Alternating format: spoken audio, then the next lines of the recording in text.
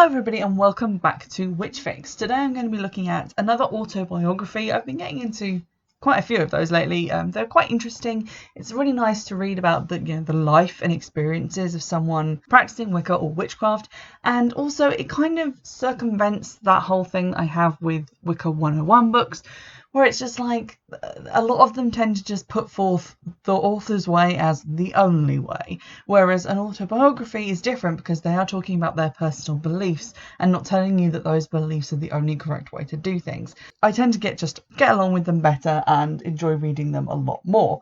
Also, they allow the author, I guess, to put in like more personal stories and experiences, and I find those genuinely more interesting than just reading exercises about how to learn about magic, because those can be just a little bit boring when you've read a lot of them. So with that in mind, today's book is Merry Meet Again by Deborah Lipp. The subtitle is Lessons, Life and Love on the Path of a Wiccan High Priestess. I didn't know anything about this book when I purchased it. It just came up randomly when I was looking on eBay for other stuff, and I thought, oh, that sounds interesting. I do like an autobiography. I just finished Witch Amongst Us, so I was sort of ready for another similar book, and just the price was right, the time was right. This book became my property. So the back cover says, as a third-degree Gardnerian high priestess and a former wife of celebrated druid Isaac Bonewitz, Deborah Lipp's life story is far from ordinary. But Merry Meet Again is more than just a memoir. It is a tribute to modern paganism and a testament to one woman's persistence and strength. With deep reverence for the past, Lipp explores her spiritual path and describes her unique relationship with family, teachers, lovers and friends, including icons such as Scott Cunningham and Timothy Leary. She details the ups and downs of pagan parenting and delves into the politics and personalities, the joys and sorrows that are found in pagan gatherings around the world. Simple instructions and quick tips for ritual spells and magic are included throughout.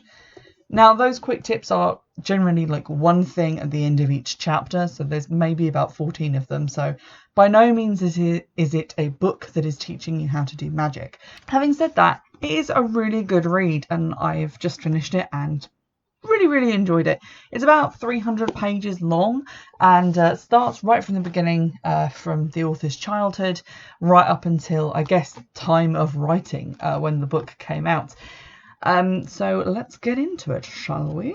Now, the first chapter talks very much about the author's childhood, their early pagan leanings, how they reached out for spirituality by looking at the natural world, by looking at Greek myths, about their background, their Jewish family, their father and his sort of countercultural hippie leanings, and various other sort of personal things. It doesn't really get into obviously her practice as a Wiccan because she hasn't found that yet, but it was still very interesting, and I kind of recognised in it a lot of stuff that I experienced when I was younger, being brought up in a Christian family, trying to find my faith and belief in that framework, then realising that didn't really work and didn't really satisfy what it was that I was looking for, and then becoming more enamoured with nature and just the whole world around me, and that leading me sort of towards paganism. So that was very familiar, and it was kind of nice to read about that personal journey of someone else. And then at the end of chapter 1, there is how to perform a consecration, which I actually found really interesting. It was one of the things that I'd sort of allowed to fall by the wayside. I do consecrate new ritual tools when I get them, but in this section she does talk about consecrating basically all ingredients that you use in spell work, dedicating them to a specific purpose. And I recently tried, on the back of reading it in the book, to reintroduce that into my practice, sharpen things up a little bit. And that is a general feeling that persisted throughout the book, is that through reading it I was rediscovering things that I hadn't really done since the start of my practice, when it was very Wiccan, which I did miss and which I feel have lapsed out of my magic and made it feel less effective. So it was nice to go back over this and have those things explained again in such an easy to read way that didn't really feel like I was being taught, but felt like she was just discussing her own practice and what she did, and it was inspiring enough that I wanted to do it as well, as opposed to if I had read a book that told me that was the only thing that you can do to make your magic effective, in which case I probably would have breezed past that while raising my middle finger. Another aspect I really liked about the book is the way it talks about the pagan community, like in the 80s. It kind of reminded me of the Rosemary Edgehill book, the Bast series, but like the Speak Daggers to Her, Bell Book and Murder anthology, because it's talking about this kind of side of the community which I've never experienced because I'm not American and I wasn't alive in the 80s. So it has that kind of weird retro vintage kind of historical aspect to it, which I was really fascinated by and enjoyed reading. I think one of the first Wiccans she makes contact with in her sort of narrative of her life is a guy who she only finds by chance because he's written into the letter pages of a Doctor Strange comic book to talk about how that comic has changed and now includes elements that are akin to paganism, and that's how she finds him. And it's like this kind of pre-internet networking, which I just found really interesting and enjoyable to read about. On page 51, the author actually explains something that I've never previously seen explained in a book, which is how libations work. A lot of the books that I've read have rituals in them where they're like, and now you pour libations and offer them to the gods, or a step like that, or now perform the rite of wine and cakes. And they don't really go into like how that's done or the rules behind it or why that would work the way it does. But she does set out actual disciplines to do with the offering of libations, which I'm just going to read to you because I found it very interesting. Everything that we consume in sacred space is given first to the gods. They are our honoured guests, and it is rude to drink before offering your honoured guests a drink. From the principle that the gods get the first of everything, the following logic flows. Only new food and drink are used. Unopened bottles, uncut cakes, and so forth are proper offerings. Open food or drink cannot be brought into a circle. The first of everything means that when a bottle is first opened, the first sip from that bottle is poured out to the gods. The first of everything means that the first time you personally drink, even from a bottle that has already been offered from, you first pour a libation to the gods. The first of everything means the first time you use a cup, you first pour a libation to the gods. So if everyone shares from the altar cup, then everyone pours, because it's each person's first sip. Then if everyone fills an individual cup, everyone pours again, because that cup has not yet been offered from. Libations are for the gods and the dead. To toast a living person, raise your glass, but do not pour. So some of that seems a little bit persnickety and obviously refers to like group work where like either everyone in like a coven has a chalice, and that seems a little bit complicated.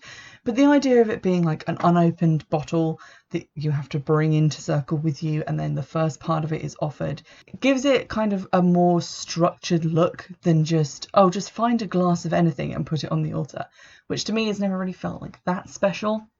I mean, I do have a bottle of mead that I use for offerings, and a lot of that tends to just be an offering, even though the bottle's been open for quite a while now. But I like the idea of using like a new bottle, or at least not just using a dusty old bottle of plonk that has been half drunk and hidden in a cupboard for months on end. So I kind of liked the structure it was bringing into it. And in fact, one of the things I quite liked about the book was that it made Gardnerian Wicca seem attractive in a way that it had never seemed to me before. I've basically always been a solitary practitioner, and my only interactions with Gardnerians online, or I should say people who claim to be Gardnerians, because I have no way of validating their claims, have always been kind of negative, and they all just say like, oh, you can't properly be Wiccan because you're not lineaged to a coven that can trace its roots back to Gerard Gardner. And you're like, okay, but at the same time, what's happening here? We're all speaking the same language, we're all trying to worship the same gods, so I don't really understand why it matters. But her book is refreshingly tolerant of solitary practitioners, doesn't really look down on them. She does take initiations seriously, and obviously keeps her oath of secrecy throughout, so it doesn't tell you a lot of stuff that happens in the coven. But at the same time, it's more open than I've ever heard anyone else be when talking about it, because it doesn't feel like she's trying to self-aggrandize through keeping it so mysterious. She's just keeping back what she has to, but basically explaining about everything else. So that was pretty refreshing and nice to read. Following on the heels from that, I like that when the author's talking about her experiences, visions that she's had of people who have died or who are perhaps about to die, or experiences with the goddess, they're referred to as things that happened to her in trance state or dreams that she had and then interpreted. There's no kind of idea that she was walking down the street and then a one-eyed man at a bus stop came to her and was like, oh, I'm Odin and I have a message for you. It's all very believable stuff. It's all stuff that kind of rang true with my own experiences of practice, and not like, oh well, I saw an aura come off a person and turn into a cat and then run through a door, and then I opened that door and oh look what was inside. It's basically all rooted in reality. It is the magical working through the mundane, which is, as I said, very close to my own experiences. So I appreciated that, and it made reading the book easier because I didn't feel the need to roll my eyes a lot at inflated, fantastical occurrences that I couldn't really believe in. I'm going to trigger one here just for a minor discussion of possible statutory rape, because there was something that confused me a little bit, and it was in chapter 7, pages 80 and 81, if you have the same edition that I do, and it's basically a story that the author tells about going to a convention, I think it's Esotericon 1986, and meeting a guy and then sleeping with him, and then finding out by discovering his driving license that he's not as old as he claimed to be, and he's actually only 17. Now, I'm very clearly British, and I don't know anything about like the age of consent in America, which I briefly googled, and apparently it varies by what part of America you are in, which is not helpful because it doesn't say in the book that I could find where this convention was taking place, and I also googled it but couldn't find anything on Google about the location of this convention in 1986, which is not surprising.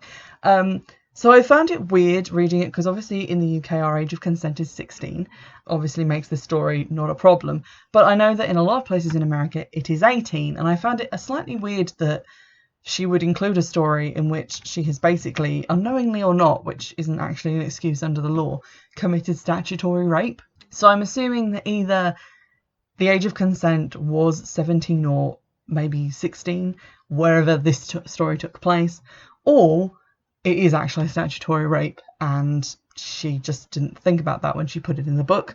But either way, I thought I would mention it because it did seem a big thing to leave out when I was talking about this book, especially because she does mention also that she has met the Frosts and doesn't seem to have a problem with them. And you might remember I did a review on one of their books a while ago where I talked about some of the dodgy stuff that they included in their books. It's on page 125 at the bottom, and it just says about the relationship Isaac, who is her second husband, had with Gavin Frost, who's his mentor. And they also are invited to attend some of their events, which, again, I'm not saying means anything, but it just stuck in my mind. So with all of that being in literally this chapter, like a couple of pages apart from this story, it stuck in my mind and it felt like something that I should mention. I'm by no means making any accusations, but I just wanted to make you aware in case you decided to read this book and then thought, hang on a minute, Sarah recommended this book and there's some weird stuff in it. So I just thought I'd mention that before you get to that point and have some serious questions. Now, I said that because this is an autobiography, I didn't really feel the same issues that I have with some other books that tell you that there is only one way to do things, because the author just lays things out and says, this is so, this is the rules, this is how this works, which you may not feel is the case and you may not believe is the case. There is some of that in this book because the author does write about different practices that they have and doesn't necessarily frame it in a way that is just, this is what I believe. But for the most part, it is easy to get past. And it was interesting to see, to go from pages where that was happening to also reading about the author's marriage to her second husband, because he practices a completely different tradition to her, and then they live together and work magically together and also raise a child. So it was interesting to see those traditions kind of balance each other and see how they interacted, which was more than enough compensation for moments where I was reading things and going, I don't really believe that that is true and I'm not really prepared to accept it. So I think it sort of takes and gives, and in the end it ends up on sort of an even keel in terms of implying that certain things are just factual and saying that this is just a personal belief. The author speaks once specifically about self-initiation on page 120-121 of chapter 9, which says,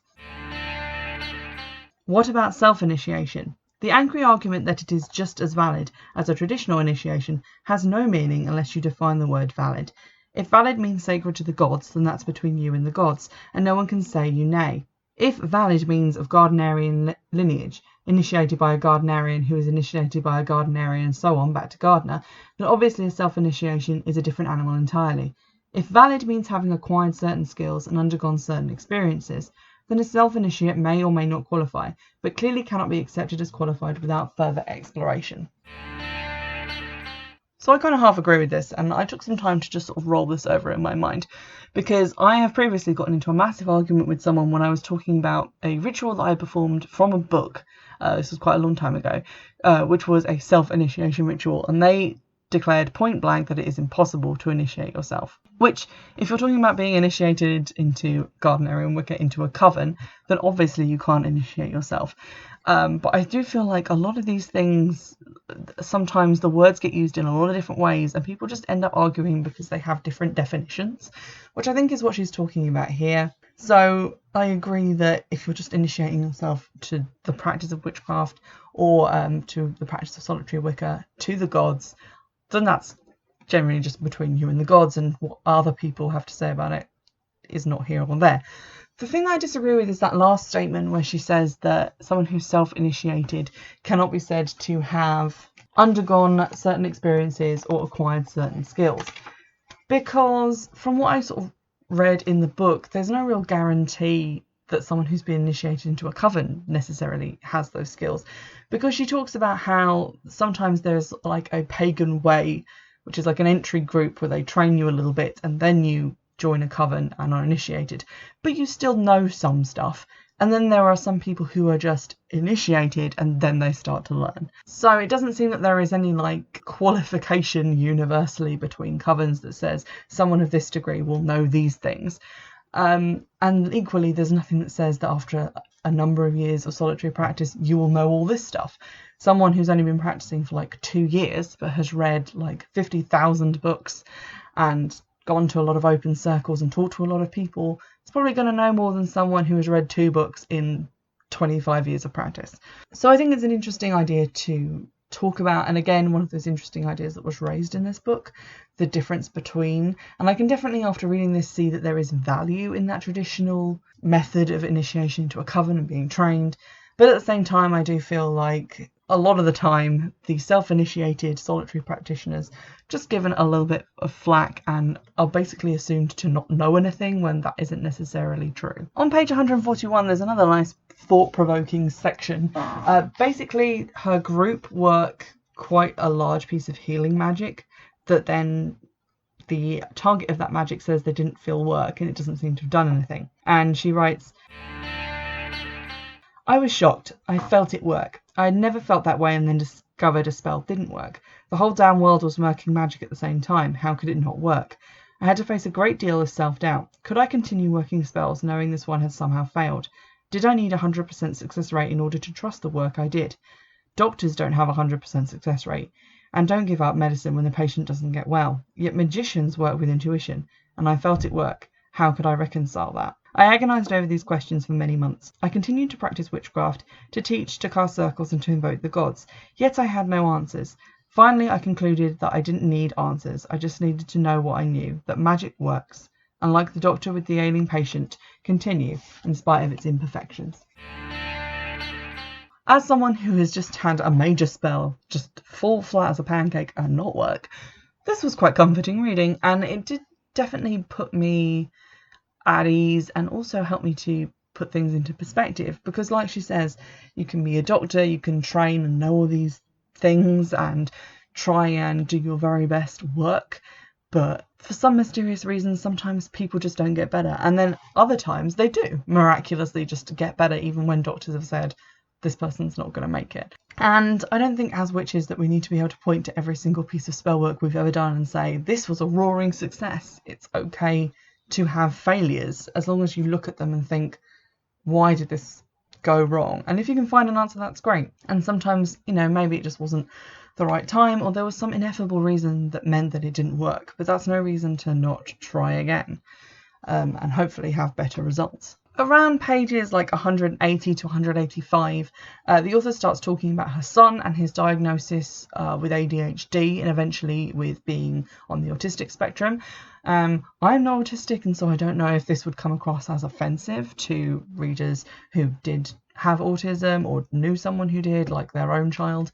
But there were several moments during this when I thought this might cause some slight offence, specifically when she talks about taking him to the doctor and having him looked at, and the doctors keep insisting he's normal, but normal isn't in like quote marks, so it's the kind of designation of neurotypical as being normal, which I thought could potentially be offensive, and therefore I'm mentioning it in case, again, you get to that part and think that I've recommended a book without being fully aware that some bits of it might be potentially offensive, because I definitely had that thought and then thought, I'm probably not the best person to be deciding if this is offensive or not, but I'm just going to note it. Again, another thing that I kind of felt was a little bit strange and odd, and one of those things that came under the heading of beliefs that were kind of stated as facts was on page 196, and it says, in heterosexual intercourse, the natural energy flow between partners who have a good connection is down from the man's head, out through his penis, in through the woman's vagina, and up to her head. Understanding this flow is the beginning of improving your sex life. So again, that's just randomly stated as fact, without really any kind of explanation as to why this is a thought. But just the idea of the energy being generated by the man's mind and then like going out of his body and into the woman's mind just seemed just a little bit unequal, maybe potentially a teeny bit sexist. Definitely didn't appeal to me, and it was sort of stated as fact, so I wasn't necessarily into that. And kind of wish it had been more framed as a personal belief and not just as something that she says as if it's true for everyone, when she might well believe that, but obviously other people won't. Overall, and despite those little niggles and gripes that I thought I'd mention, I did very much enjoy this book. Deborah Lipp, who's obviously the author, is very good at writing both non-fiction and obviously semi-fictionalized events of her own life, because I'm assuming that she wasn't carrying a dictaphone around recording conversations that she was having. So she's obviously had to like recount them and make them make sense in the narrative that she has put the events of her life into, if you see what I mean. So it's really good non-fiction. It's really charmingly written. I really enjoyed most of it, going through it, just with her voice as a writer. And a lot of the things she said about Wicca were kind of eye-opening to me, even though I've read quite a lot about it and practiced it as a solitary for a while. It really made me think back on those times differently and reassess some of the things that I've dropped from my practice, which is really nice. Obviously, if you come from a Wiccan practice, even if you're not practicing now, this book still has value for you. I think it's interesting to look at someone else's life where they've gone through experiences similar to yours and practiced a religion that you also practiced. I just find that interesting to look at and compare and contrast those experiences, and just learn a little bit about them and a little bit about someone else's practice. So it doesn't really matter that obviously I'm not completely 100% Wiccan now and have no intention to be. It's just interesting to read about someone else's life and how that works. So even if you're not a Wiccan and have never been, I still think there's some value in reading this book, just because it talks about like the pagan community, and that historical aspect of it is also really interesting. And generally, I just hadn't really read another book like it, and therefore it really sticks out as one which I would be excited to recommend. So do let me know if you've checked this one out previously. She has also written a number of just straight up non-fiction books which aren't to do with her life. They're just books about practicing Wicca or magic. So if you've read those and think they're worth a go, let me know, because I have them in my watch list on eBay and I'm waiting for an excuse to buy them. And I will need very little convincing. So you can do that in the normal ways, email or via Twitter. Just check the description box below. And remember that you can always get in touch about basically anything that you want to recommend, or add a book to the Listopia list on Goodreads. There's a link for that in the description below as well, I believe. And in the meantime, I will see you in the next one. Bye!